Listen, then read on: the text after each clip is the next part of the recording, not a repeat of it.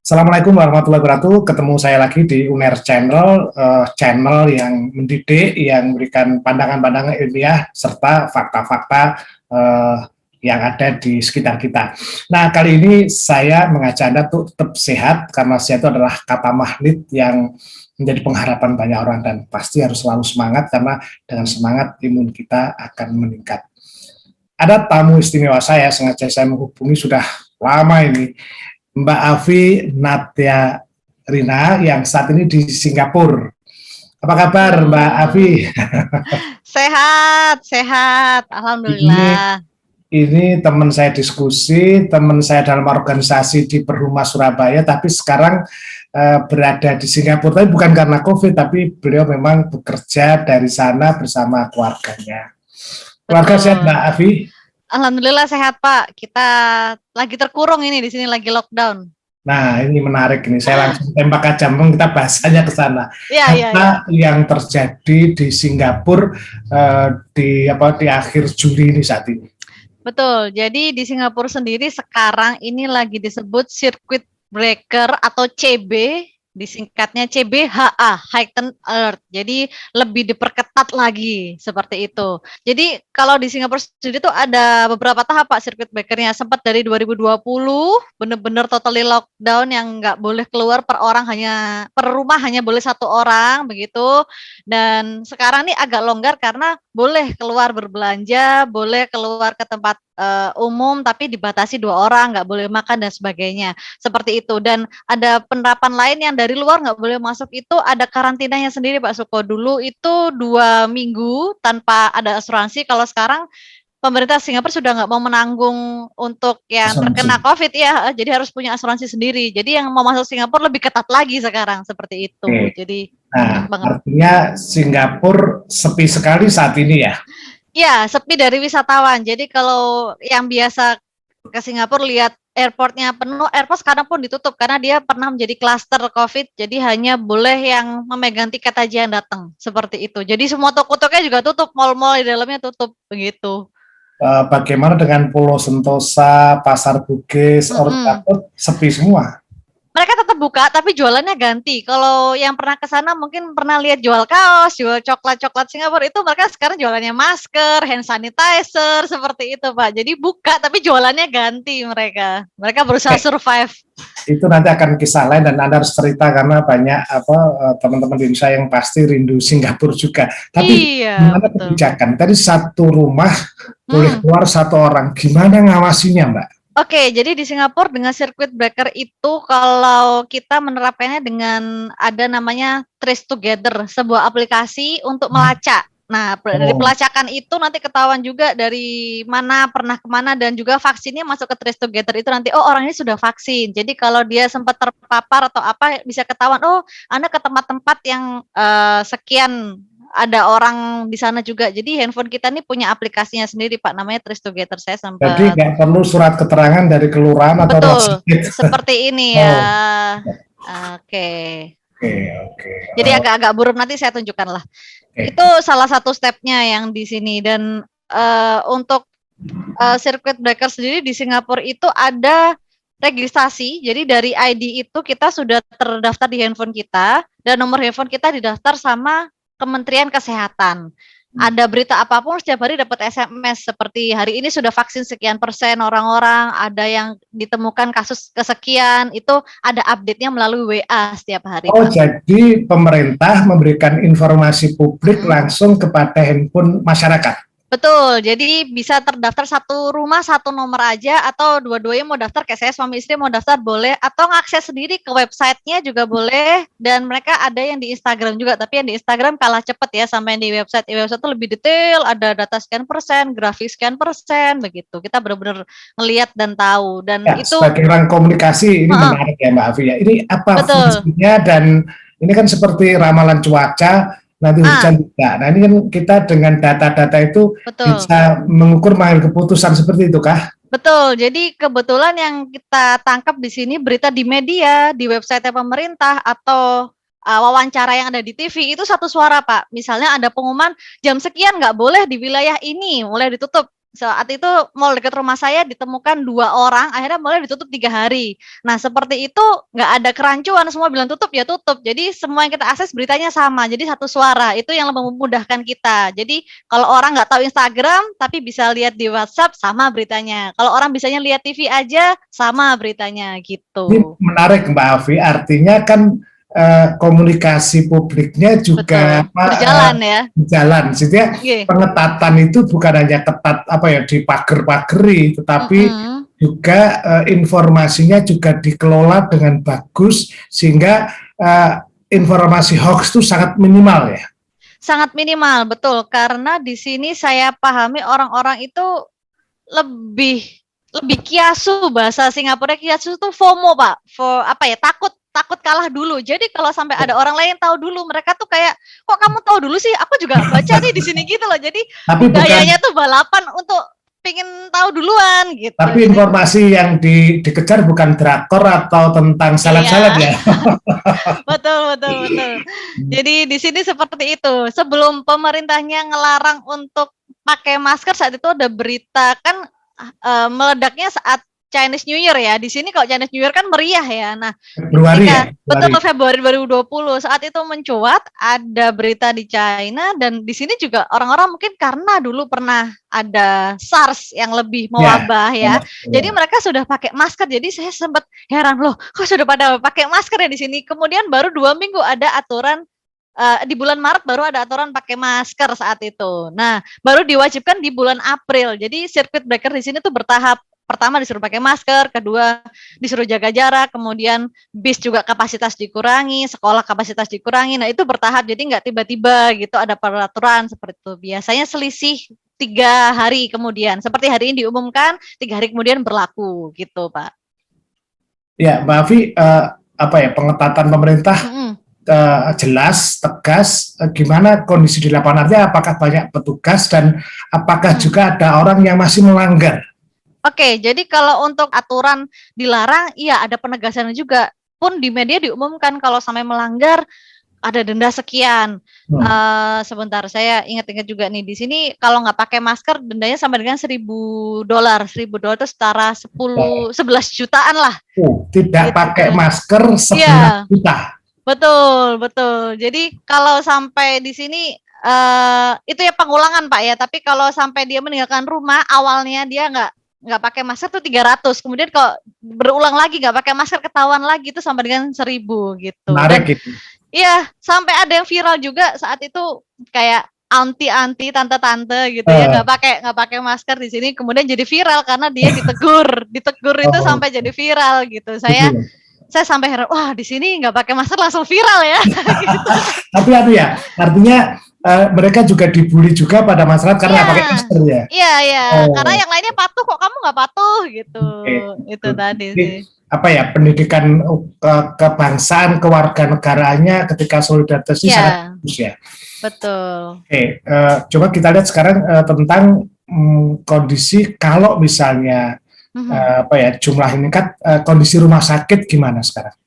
Jadi kondisi rumah sakit yang terakhir di sini sih kapasitas di kementerian menyatakan masih muat sih, Pak. Jadi kalau sampai nggak muat atau sekiranya perlu, kemarin itu ya sempat meledak di awal 2020 sekitar bulan Juni itu sampai dengan 3.000 per hari karena ada satu dormitori atau satu asrama, satu tempat pekerja kasar. Kan satu kamar tuh banyak orang gitu ya. Nah, di situ cepat penularannya. Itu sampai 3.000 orang per hari, dan saat itu akhirnya dibuatkan kalau di Indonesia mungkin ada Wisma Atlet semacam itu. Jadi mereka pakai gedung olahraga. Mereka juga pakai gedung olahraga seperti itu. Tapi kalau sekarang udah enggak, jadi ada relaksasi juga dari pemerintahnya, ada bantuan dana, ada mungkin yang usahanya terpengaruh karena kan panjang ini. Mereka tutup border sejak Maret 2020 sampai sekarang sudah 1,5 tahun lebih mereka. Padahal Singapura tuh hidupnya dari mobilitas orang yang datang ke sana itu.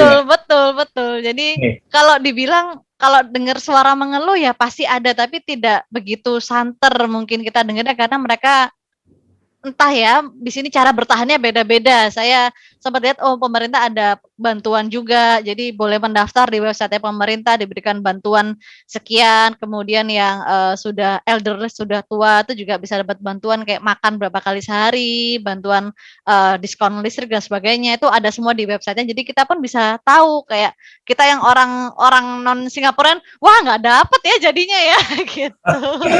Tapi Iya. ini kan yang saya lihat kan memang Singapura sudah sangat maju ya, dia sistem informasinya, sistem database-nya juga bagus dan sebagainya. Betul, betul.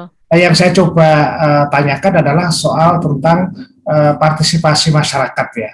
Iya, Dalam iya. situasi ini kan kita mesti beda ya. Kalau di Indonesia itu di desa-desa itu kan kalau ada yang sakit ya menolong lah dengan berikan makanan dan sebagainya.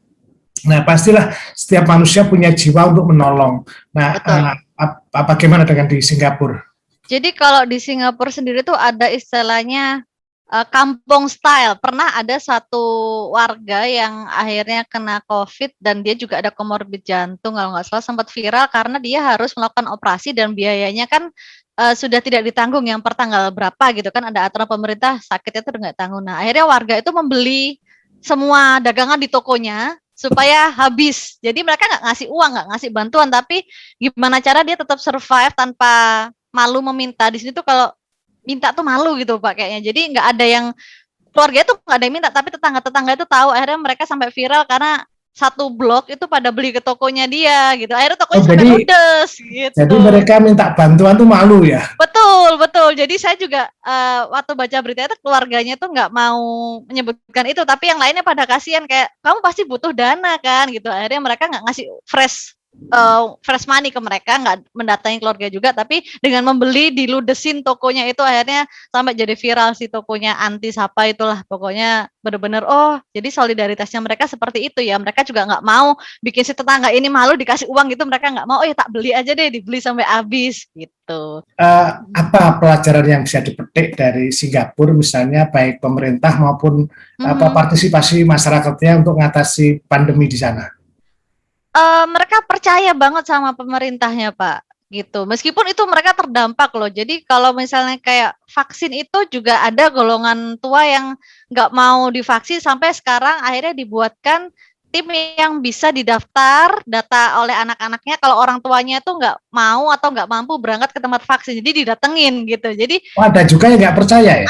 Ada juga, tapi itu pun diberi solusi gitu sama pemerintah, jangan sampai kamu nggak mau kan karena programnya tuh harus berjalan gitu. Nah seperti itu. Jadi kalau yang bisa saya ambil ya mereka patuh sama pemerintah satu, kedua patuhnya itu bisa mengalahkan ego mereka sendiri gitu loh. Padahal tokonya terdampak, usahanya terdampak, tapi mereka rela berkorban. Oh ini untuk kepentingan bersama nih gitu. Oh ini untuk tapi kan negara pemerintahnya juga melakukan kerja dengan bagus luar biasa Mbak. Iya, saya baru kerasanya kan setelah 2 tahun di sini saat ada vaksin dilaksanakan ya, itu kan baru ngerti bagaimana mereka berjalan untuk yang non Singaporean. Saya kan merasa oh mungkin ya baik karena Singaporean, kan saya bukan Singaporean nih. Beda nggak ya perlakuannya? Ternyata sama kok perlakuannya. Ketika saya vaksin juga antrinya diperlakukan sama, kemudian dapat fasilitasnya sama, dapat buku setelah divaksin, kemudian setelah vaksin juga dapat scan untuk didata bahwa saya udah sekian hari vaksin, nanti akan vaksin lagi di tanggal sekian. Itu sama ketika orang lain juga dapat, itu sama begitu. Jadi benar-benar multi ras memang di sini. Jadi apapun yang orang nilai di luar sana kok ketat, kok kayaknya benar-benar bikin pusing. Ya awalnya mungkin seperti itu, tapi setelah dirasakan pandemi gini, oh baik juga ternyata ya diatur ketat itu begitu. Ya, gitu. Ini perkaranya gimana? Sekolah-sekolah di sana, di sini kan PPKM level 4 misalnya, ini kan bagian dari ikhtiar pemerintah untuk mengatur mobilitas. Gimana untuk anak-anak sekolah di sana? Kalau sekolah di sini awalnya itu tetap ditutup waktu circuit breaker yang pertama. Jadi ketika fase-fasenya di situ ada fase kuning, orange, merah gitu. Saat fase sudah orange, saat itu kita belum sampai merah sih ya, baru kuning dan orange. Nah saat orange sudah ditutup, akhirnya mulai dibuka bertahap dari yang saya lupa nih ya, dari anak SD dulu atau SMP dulu, pokoknya dari 50% kelas dulu, dan dibuat kelasnya itu nggak setiap hari masuk sekolah gitu. Gantian ya. Betul, dan termasuk anak saya sudah mulai sekolah itu di bulan Januari kemarin, jadi Oh ya, dari anak kuliah dulu, anak kuliah, kemudian SD, SMP, SMA, karena SMP sama SMA di sini gabung ya Pak ya. Jadi SMP itu Ya. 5 tahun, itu sudah buka, kemudian baru SD dan yang TK ke bawah. Yang TK ke bawah ini pun juga dibatasin kuota kelasnya. Jadi dibukanya enggak 100% saat itu, mulai separuh-separuh. Jadi kelasnya jumlahnya anaknya lebih sedikit, jamnya juga dikurangin, jadi enggak lama sih gitu. Ya, oke. Dari sisi ini ya, saya bisa bayangkan. Berarti mereka juga mengalami anak sekolah. Ini sebagai ibu yang sana, anak-anak juga mengalami kejenuhan juga ya, anak-anak muda. Betul, betul. Jadi di sini tuh sampai ada saat semua berjuang ya, makanan itu didiskon, kemudian tempat gym kan nggak boleh, tempat gym juga didiskon. Jadi mereka merasakan kayak gimana dibuat ada namanya kayak konsultasi online ketika Anda stres, Anda harus gimana tuh poster-poster ditempel-tempel kalau Anda butuh bantuan pemerintah, butuh telinga untuk mendengar gitu, ada posternya itu mereka tempel-tempel itu gitu. Oh, itu kan bisa menarik ya. Kalau itu dicoba di Surabaya itu di Indonesia juga menarik ya. Jadi misalnya layanan untuk dan siapapun Curhat, iya. curhat, balai curhat ya.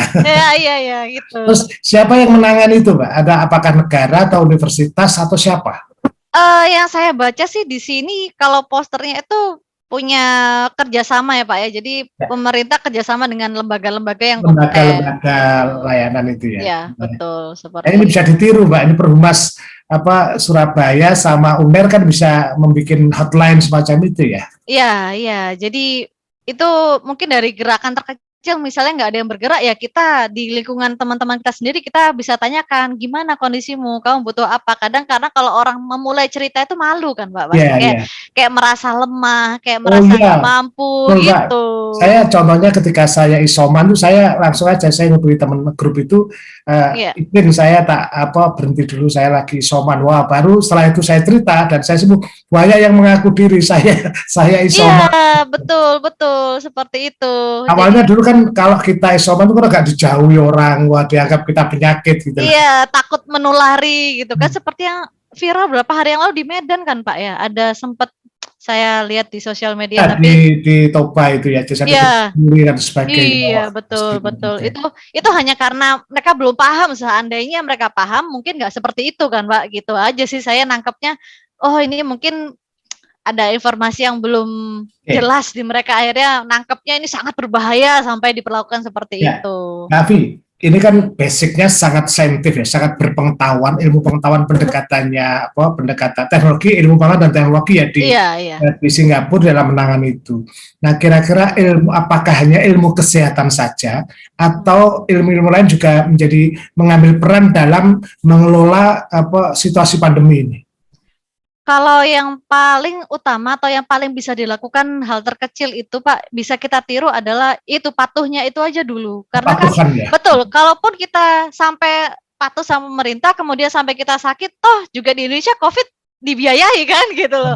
Ya kan? Kemudian kalau sampai kita ada apa-apa, kita juga bisa mintanya ke pemerintah daripada kita ngikutin berita hoax atau kita baca berita terus ikutan vaksin, akhirnya yang ngasih berita juga nggak bisa bantu apa-apa saat kita butuh kan gitu. Jadi kita ambil simpelnya gitu aja. Kira-kira pesan penting mungkin khusus masyarakat Indonesia apa yang bisa dipetik dari pelajarannya dan pesan Anda termasuk taat dan sebagainya agar kita sama-sama segera menghentikan penyebaran ini. Monggo silakan Mbak Afi.